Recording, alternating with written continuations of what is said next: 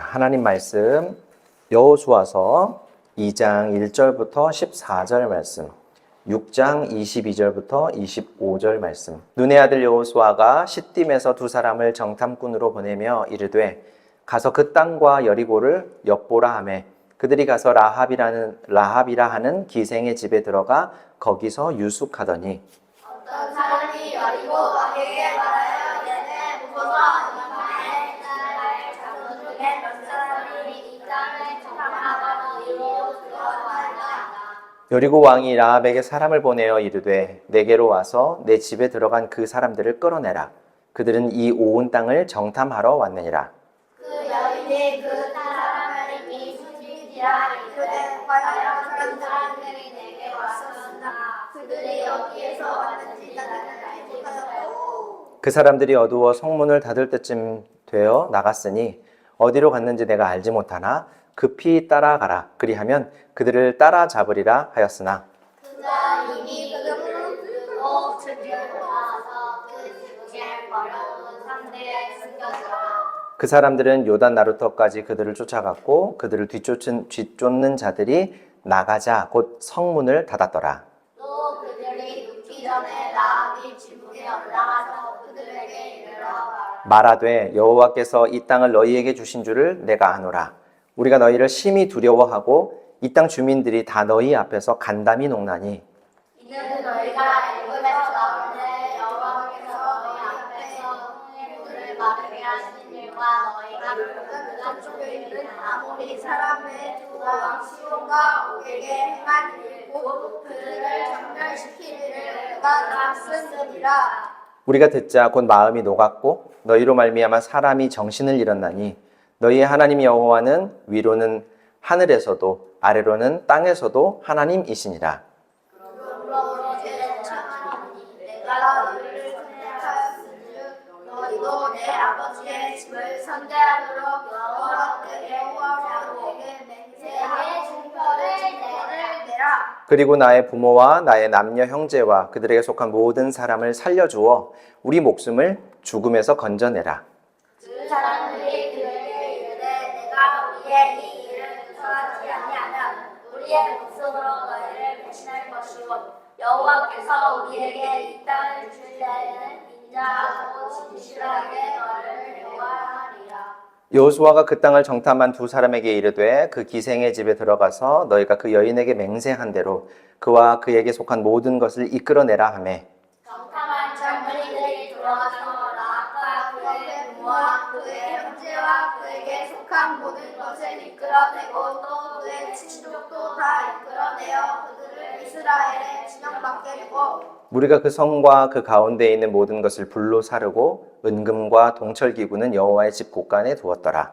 여호수아가 기생 라합과 그의 아버지의 가족과 그에게 속한 모든 것을 살렸으므로 그가 오늘까지 이스라엘 중에 거주하였으니 이는 여호수아가 여리고를 정탐하려고 보낸 사자들을 숨겼음이었더라.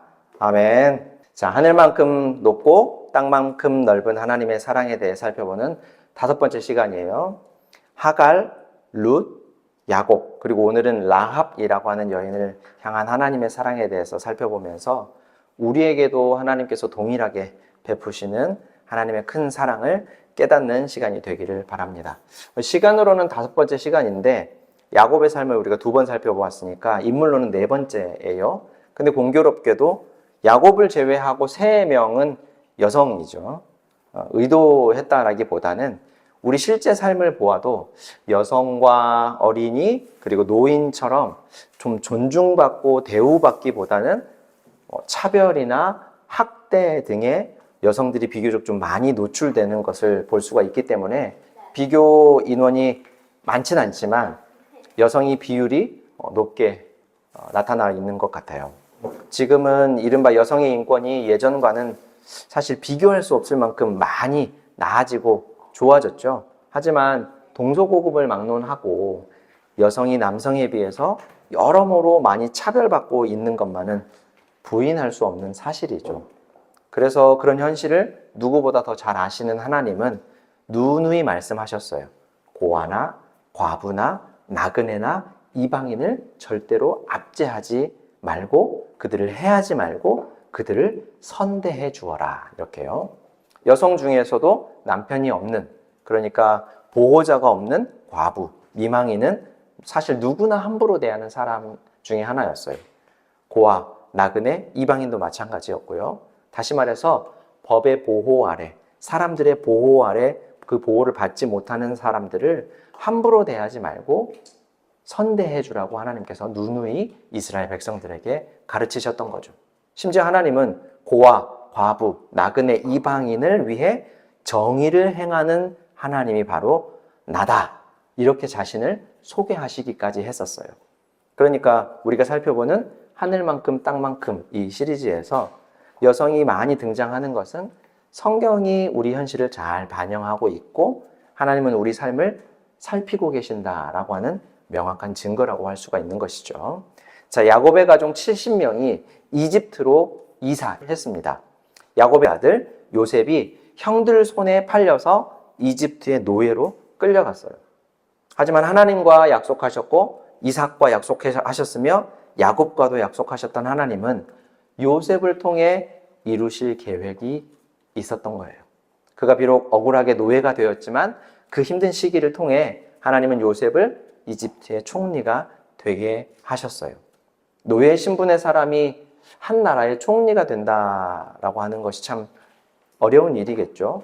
그 나라는 또 다름 아닌 이집트, 그러니까 고대 시대에 전 세계에서 가장 부강하다고 알려졌던 이집트였으니까 더더욱 그래요.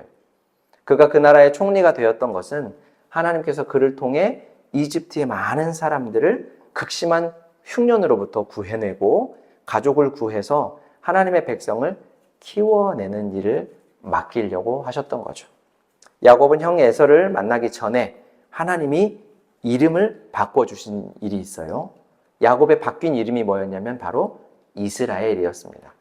한 가장의 이름이 국가의 이름이 된 것이죠. 그 나라가 하나님의 계획 가운데 있었기 때문이에요. 하지만 여기 잘 들으셔야 돼요.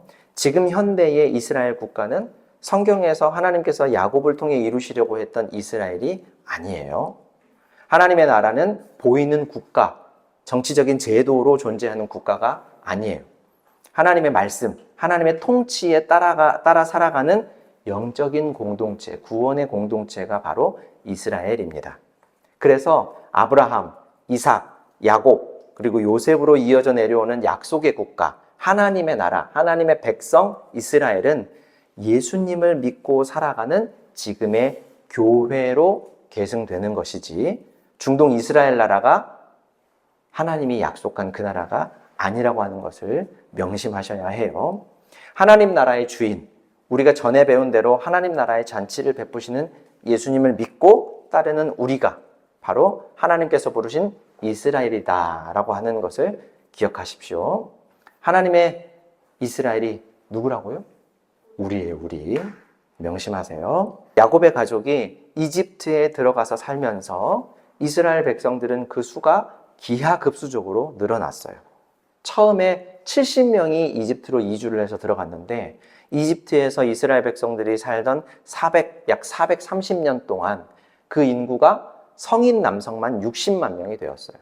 그러니까 어린이, 여성, 노인 할 거 없이 모든 백성들을 다 생각하면 적어도 200만 명 이상 되는 굉장히 큰 한 국가를 이룰 수 있는 백성이 되었던 거죠. 평균적으로 430년이면 평균적으로 한 4,600명씩 늘어나야 돼요. 그러니까 70명이 그 다음 해에 갑자기 4,670명이 된 건 아니지만 이제 70명이 140명이 되고 140명이 280명이 되고 우리 실타래처럼 꼭 그죠? 그런 것처럼 2배, 몇 배씩 막 늘어나게 됐던 거죠.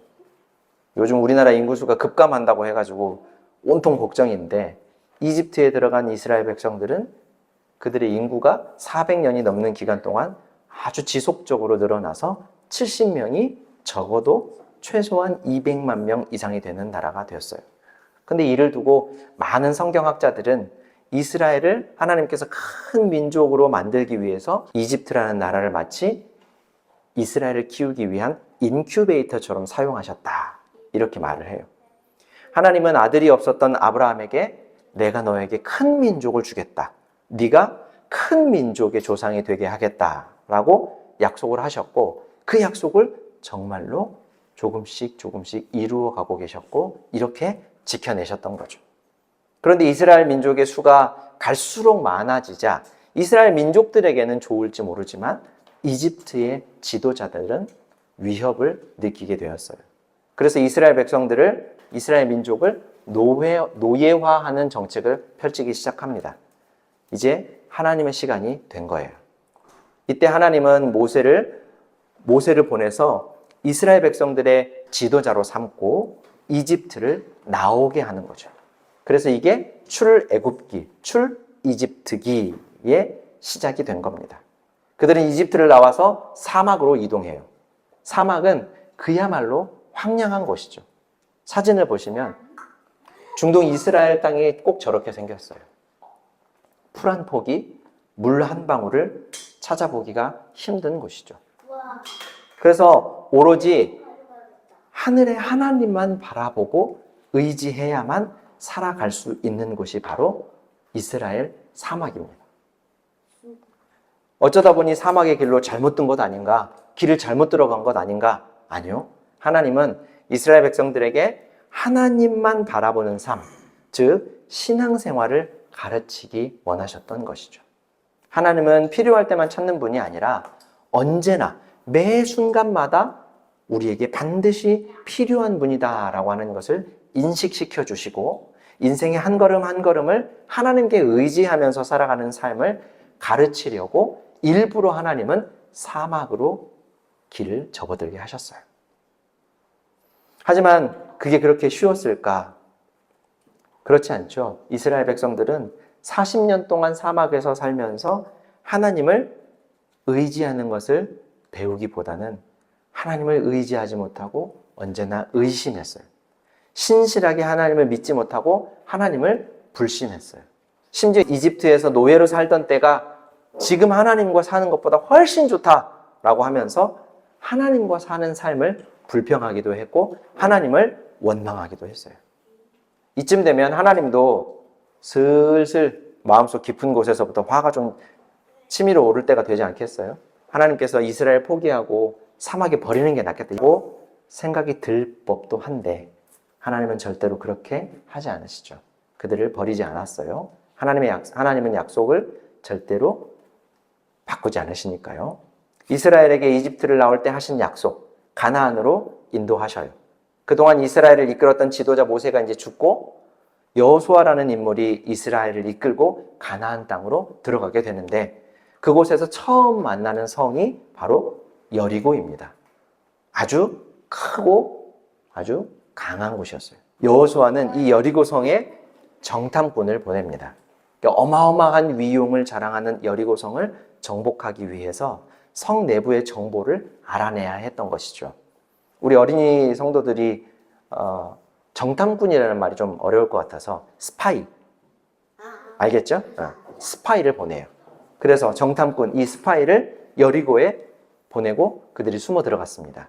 그리고 그곳을 돌아보면서 이것저것 정보를 얻기 위해서는 묵을 곳이 필요하겠죠. 우리가 얼마 전에 우리 주변에서 흔하게 만나는 외국인을 보면서도 우리는 아직 그들을 좀 경계하는 눈빛을 가지고 있다. 이렇게 얘기했던 거 기억나죠? 엄청난 위용을 가진 여리고성이라고 할지라도 지금 우리가 느끼는 것보다 이 당시에는 외국인에 대한 경계가 훨씬 심할 수밖에 없었을 테고 한 걸음 더 나가서 외국인에게 위협을 느끼는 때가 바로 이때였었어요. 그래서 이들은 여리고 사람들에게 알려지지 않을 만한 아주 비밀스러운 숙소를 찾아야 했고 그곳이 바로 라합이라고 하는 기생이 운영하는 곳이었습니다.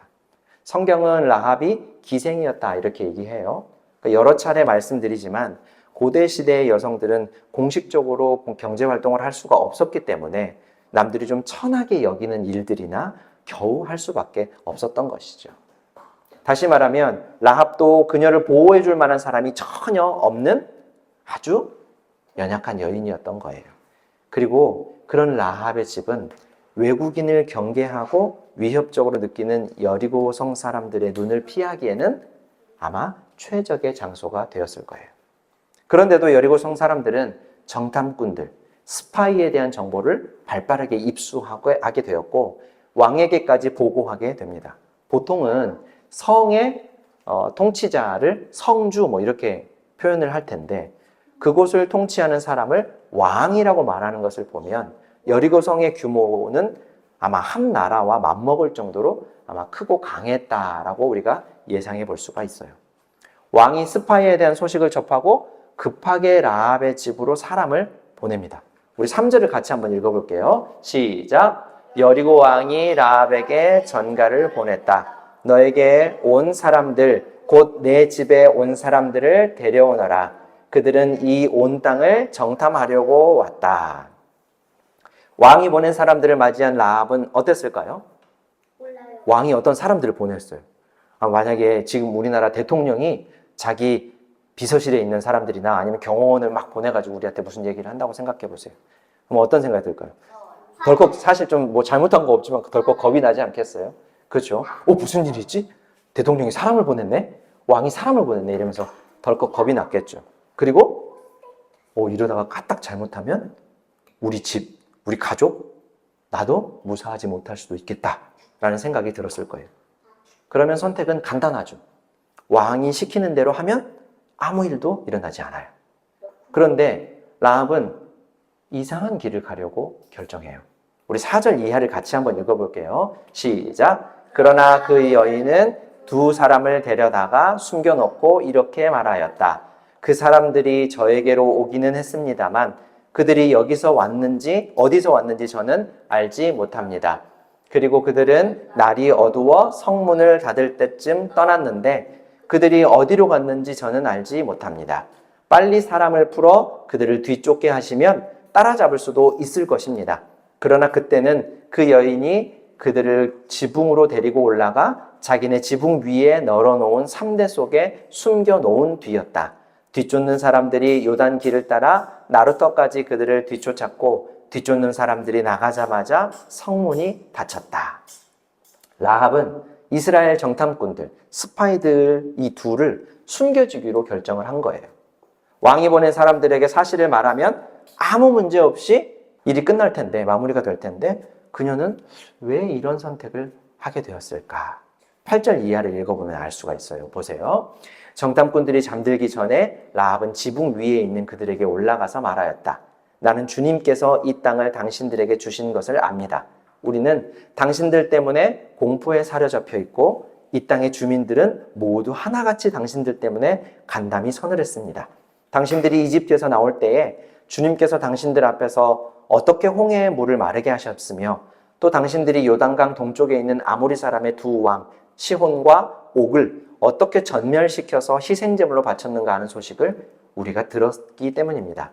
우리는 그 말을 듣고 간담이 서늘했고 당신들 때문에 정신을 잃고 말았습니다.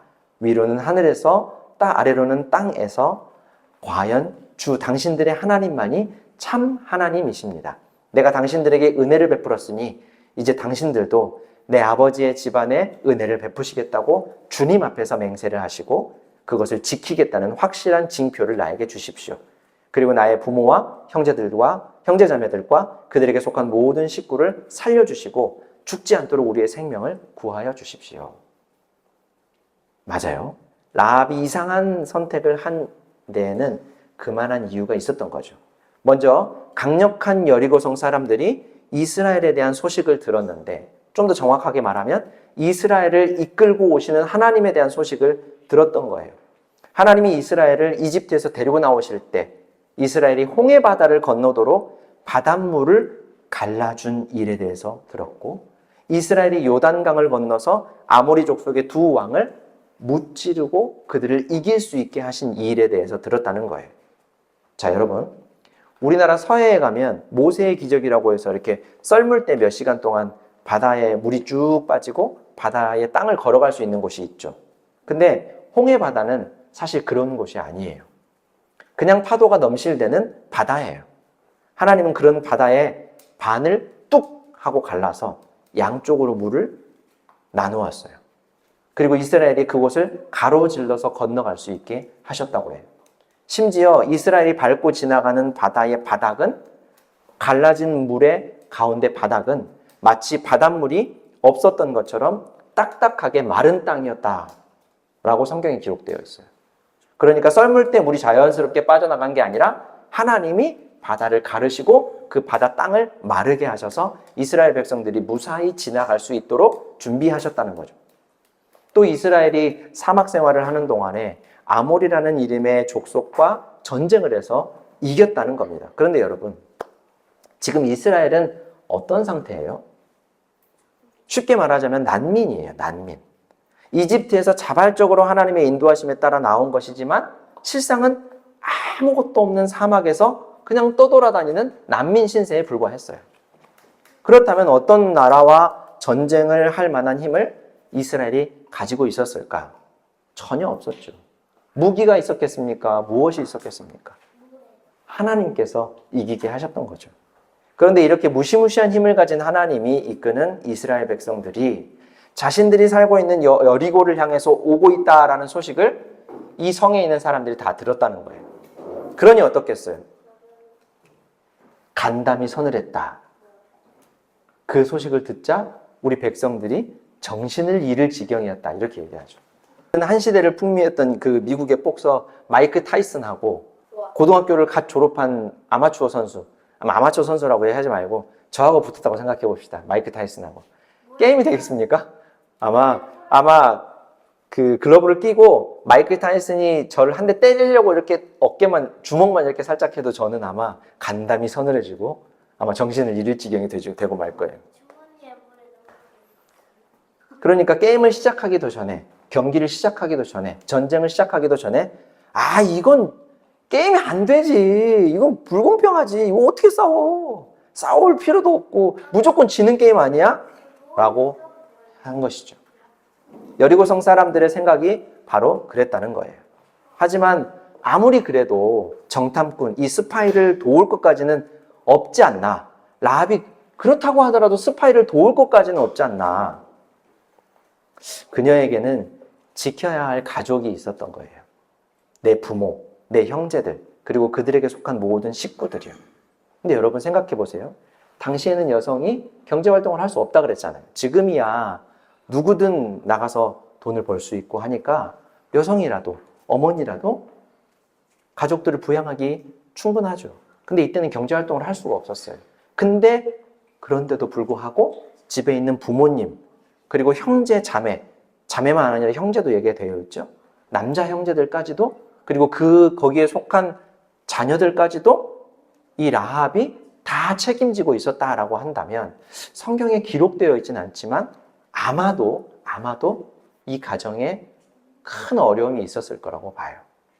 가족들이 질병이 있다든지 아니면 장애가 있어서 남자들이 나가서 일할 수가 없는 그런 상황이니까 다 죽을 수는 없으니 누구라도 나서서 가족들을 부양해야 하는데 거기에 정상적으로 움직일 수 있는 사람은 아마 라합밖에 없지 않았을까라고 조심스럽게 생각해 봐요. 그런 라합이 온 가족을 책임지고 있었던 거죠. 그러니까 이 라합의 말을 듣고 보면 라합을 이해할 수 있을 것 같아요. 그녀가 왜 사람들에게 천대받는 기생으로 살 수밖에 없었는지, 겉으로는 엄청난 위용을 자랑하는 여리고 성 속에 살았지만 홍해를 가르고 무기 하나 없는 이스라엘이 강력한 아모리 족속을 이기게 하신 하나님 앞에서는 한낱 먹잇감에 불과하다라는 것을 인정하게 되고요.